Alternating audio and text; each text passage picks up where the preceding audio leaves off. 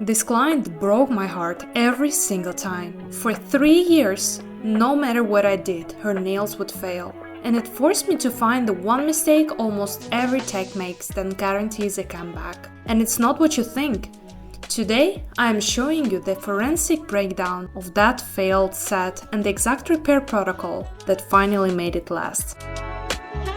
So here's the situation. This client has been with me for 3 years. And for 3 years, it's been a cycle. New set, and within weeks, she'd return with damage. Broken corners, missing tips, especially problematic because her preferred shapes was a square, which relies on perfect integrity at those stress points. My other clients, their set lasts 4 or 5 weeks with no issue, so the problem was isolated, and that's our first clue. When diagnosing, you have to become a detective. The variables are the technician, that's me, the client's lifestyle, and the product. But there was a fourth, hidden variable here. For a period, she'd seen another technician between our appointments, and when she came back to me from those visits, I'd find a critical, dangerous issue, massive product bulk, and underneath it, pockets of air and moisture trapped between layers of gel.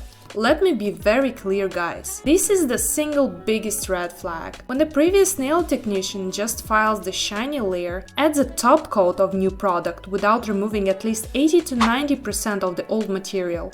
They're creating a Petri dish on the nail plate. Those pockets are warm, they can trap moisture, and they're the perfect environment for bacteria and fungi to grow. This isn't just an aesthetic fail, it's a serious risk to nail health. So part of our long-term problem was likely underlying damage and compromised integrity from these practices. For our last set before this failure, I gave her a fresh start, removed all that old pocketed material, did a full prep on clean natural nails. I used my standard brush on gel technique, and still, she returned in just over a week with breaks. This forced me to look deeper at the other variables. First, product integrity. My gel was older. I can't rule out that it had begun to degrade, losing its optimal flexibility or adhesion. A professional knows their tools, and part of that is knowing their shelf life. The moment she came back with this failure, I made the decision. That pot of gel was retired. I will not risk my other clients' retention or my reputation on a variable I can control. If you have doubt,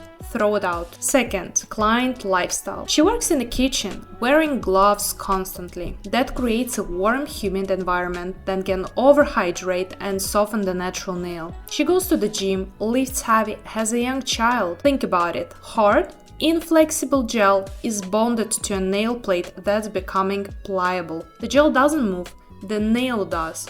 That mechanical stress point is where lifts and breaks originate. The repair process itself gave me another clue. When I started removing this fail set, my e-file bit got hot very quickly on the product. Excessive heat during removal can sometimes indicate a product that's curing overly hard or is of inconsistent quality. It was the final confirmation I needed to discard the gel. Control what you can and have a protocol for what you can't.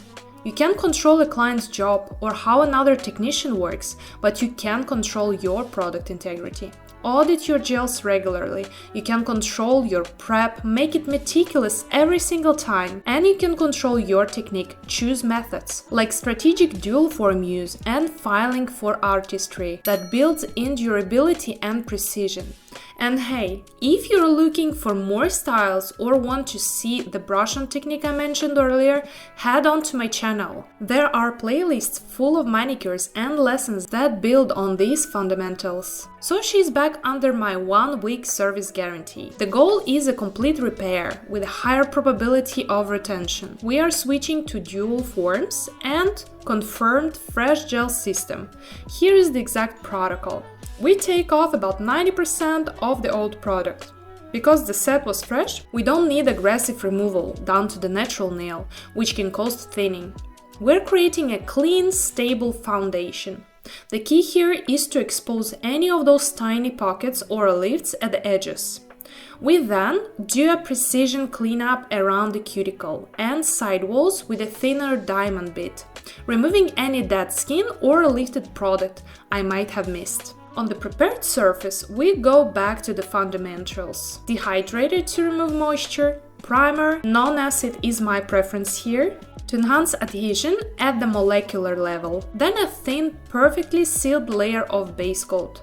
This is our new secure basement. We are not building on a compromised structure. Her nail plates are wider than average, so choosing the right dual form is non-negotiable. A form that is too narrow will pinch, too wide and it will lose the sidewall seal. We select a universal form that best matches her width and curvature. When you have larger forms, you need more product.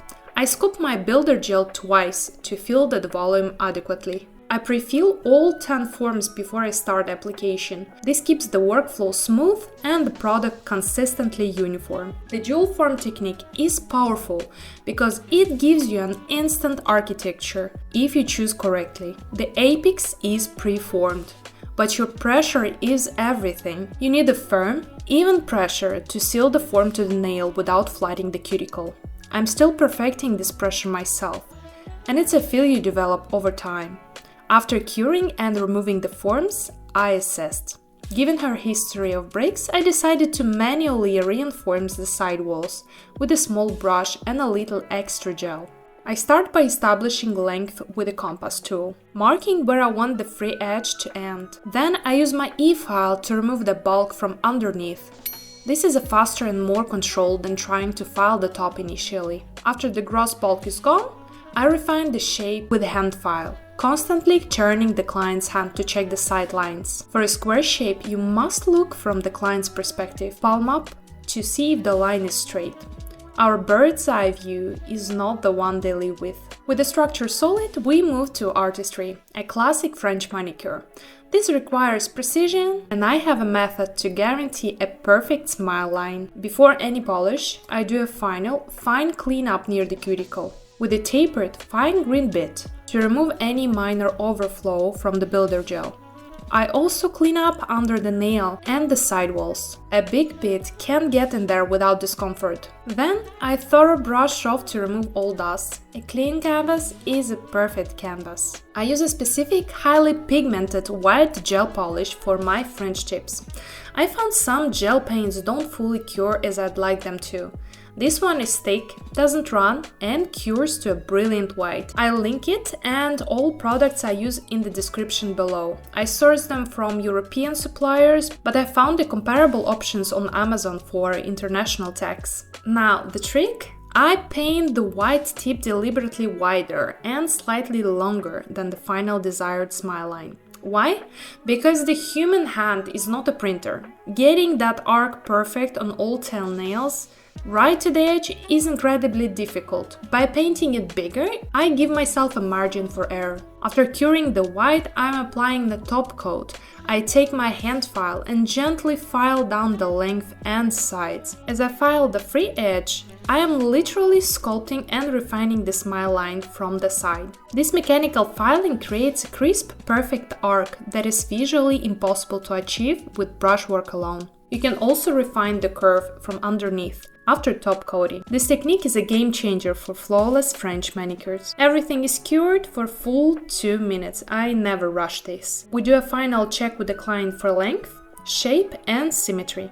And we never ever skip the final step, cuticle oil and hand cream. Our work creates dust and dehydrates everything. Replenishing that moisture is not a luxury, it's a part of our service that shows you care for the whole hand's health. This client didn't come back after this repair, and in our world, that's often the best compliment.